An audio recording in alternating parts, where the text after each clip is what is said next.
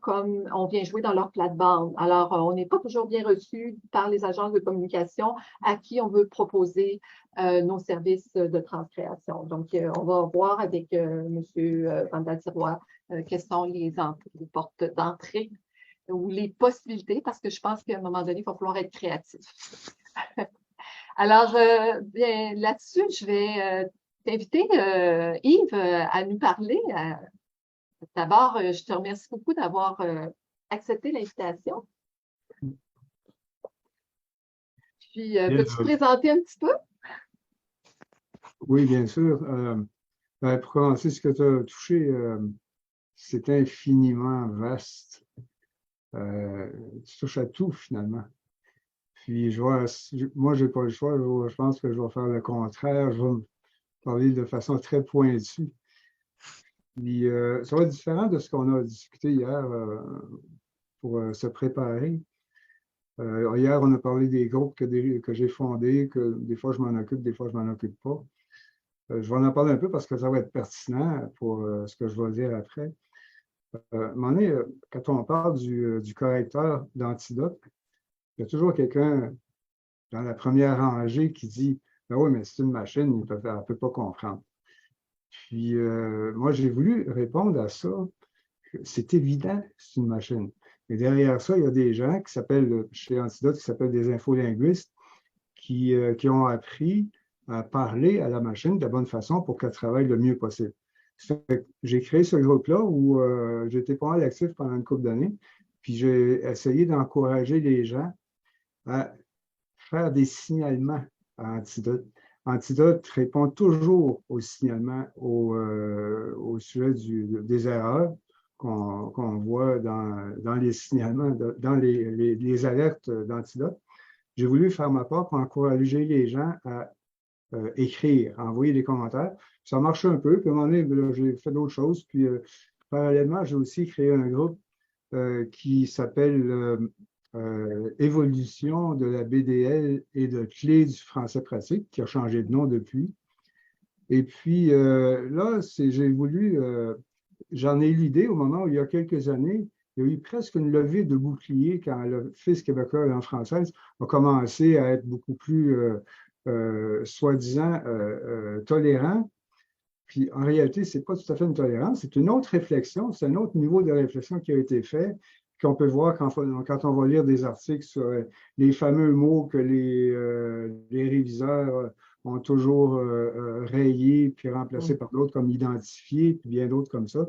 J'ai voulu encourager les gens non seulement à consulter davantage ces deux outils-là, mais aussi à les consulter plusieurs fois dans le temps pour voir l'évolution. Ça fait que j'ai fait ça quelques années, puis j'espère que ça a marché. Je ne reçois pas beaucoup de rétroaction, mais ça ne fait rien. J'ai aussi créé un groupe à un moment donné que j'ai appelé le BT et les agences. Puis là, je savais que dans les premières rangées, qu'il y a quelqu'un qui dirait tu veux mordre la main qui te nourrit. C'est une réaction à laquelle je m'attendais, mais ce n'était pas ça mon intention. Mon intention, c'était, je sais qu'il y a une espèce de tabou de parler ouvertement des relations entre le BT et les agences. Puis moi, j'aime ça dans la vie. Quand il y a un tabou, j'aime ça le décortiquer un petit peu, puis de le détabouser, pour ainsi dire.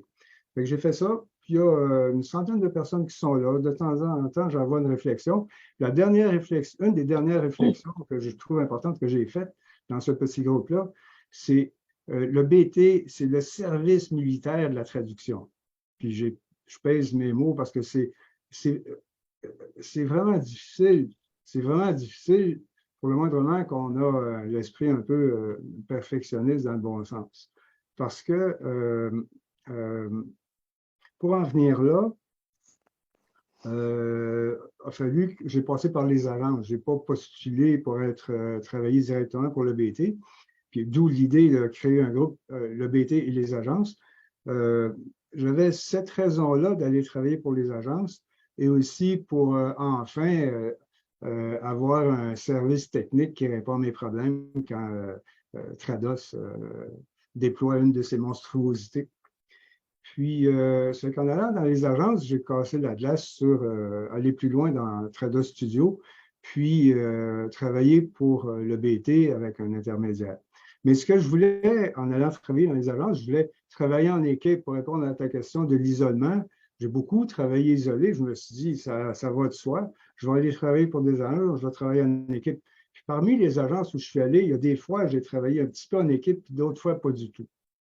Fait que ça a été un choc un petit peu négatif, mais j'ai persisté pour en venir.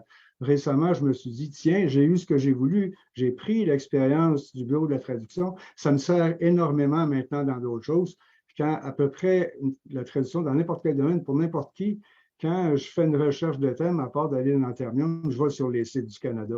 Très, très souvent, je trouve des réponses parce qu'il y a des nombreux ministères, de nombreux sous-ministères qui touchent à tout finalement. Fait que ça m'aura apporté ça. Mais tout ça pour dire que, vu que tu travailles avec, vu que tu es mentor pour plusieurs mentorés, des fois, je me dis, si j'étais mentor, ce que je ne suis pas du tout, qu'est-ce que je dirais en premier à un futur traducteur? Puis je trouve ça très important. Moi, avant de faire de la traduction, j'ai fait beaucoup de révision du français, de correction et de révision du français. J'en ai fait des tonnes. Je me suis familiarisé avec les outils, puis ça me sert énormément. Il y a des questions qui sont vraiment réglées qui étaient vraiment réglées quand je suis arrivé graduellement en traduction pour devenir finalement traducteur à temps plein. Fait que ça, c'est ce que je dirais à un jeune traducteur, jeune entre guillemets, parce qu'on peut commencer à 40 ans, là. Et puis, ce que je dirais aussi, c'est euh, allez-y dans les agences, parce qu'il y a une espèce de euh, on oppose aux agences les fameux clients directs. Dans plusieurs groupes de langagiers, forums et groupes de langagiers, quand on parle de ça, on dit oh, moi, j'ai des clients directs, parlez-moi pas des agences, ma paye est 3 fois meilleure.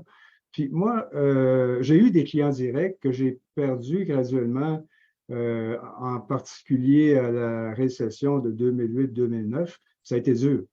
J'ai même déjà travaillé pour une agence qui avait pris mon client direct puis qui payait moins cher que moi j'étais payé, pour parler de paye un petit peu.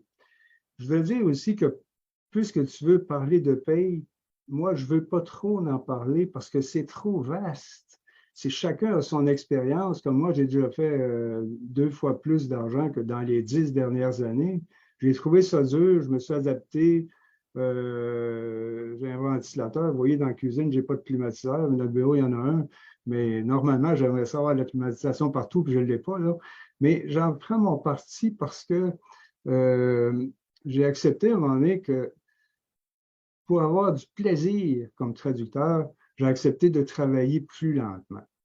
Je le dis même quand j'arrive dans une nouvelle agence, je dis, moi, je travaille lentement. Demandez-moi pas 2500 mots pour demain matin, je ne le ferai pas.